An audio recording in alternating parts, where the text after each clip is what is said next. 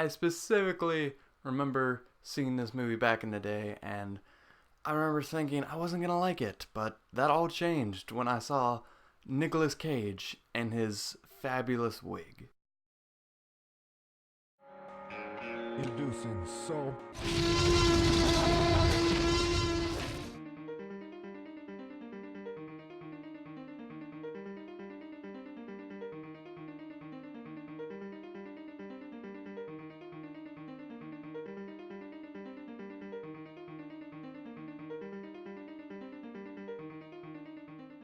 Do you guys remember The Sorcerer's Apprentice? Not only was it the birth of a certain mouse made of 3 circles, but it was also some of the most iconic 8 minutes in movie history. And it was the best short in a movie that's just full of them. But lately Disney has been remaking a lot of their old films, and the new remakes, we got Maleficent, Tron Legacy, Alice in Wonderland, etc. And a lot of these movies, they're not being well received, they're not even that good, they're being considered above average at best. And yet Disney keeps making them. But out of that pile, my fave so far would be the remake to The Sorcerer's Apprentice. If you even want to call it a remake at this point. Once you enter, there is no going back. Sweet. Our story starts with the Grand Wizard Merlin and his 3 apprentices.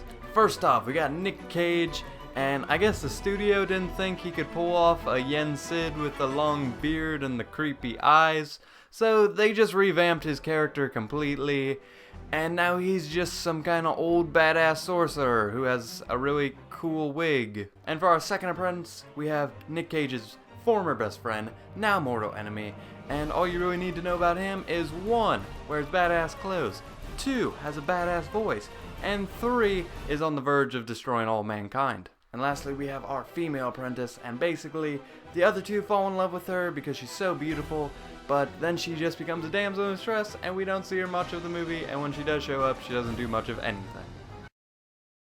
But our story takes place in modern day, where Nic Cage's character Balthazar, he's basically looking for his chosen one, and basically the whole movie we're just wondering, will he find it?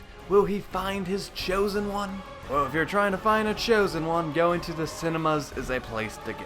And his chosen one is Jay Birchall. Okay, as chosen ones go, that's pretty bottom of the barrel, okay. Anyway, I know with how this movie was perceived, a lot of people didn't like it, but I might actually surprise you guys by saying, I actually thought Sorcerer's Apprentice, I thought it kicked ass. Yeah, I know, people think this movie, they don't really like it. They think it's bad or it's average, but damn, I like it, okay?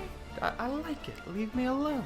I think it's a harmless, dumb family movie. And it also does what it can to add this like science spin to the movie where it's basically magic is actually science, and it gives like a couple examples.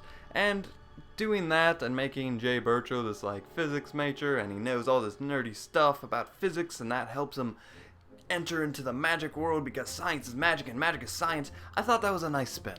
And you know, I just thought it was a simple, easy movie, you know? You got magic, you got cheesy romance bullshit, you got basic comedy, you got the bad guy who's, you know, he's a bad guy, he's gonna do bad guy things. You know, it was fine. Leave it alone, okay? It was fine. And if somebody was like, hey, do you want to watch a movie with Nic Cage and Hiccup as they team up and wear pointy old man shoes, save the world, ride giant eagles, and recreate scenes from Fantasia? I think my response would be yeah.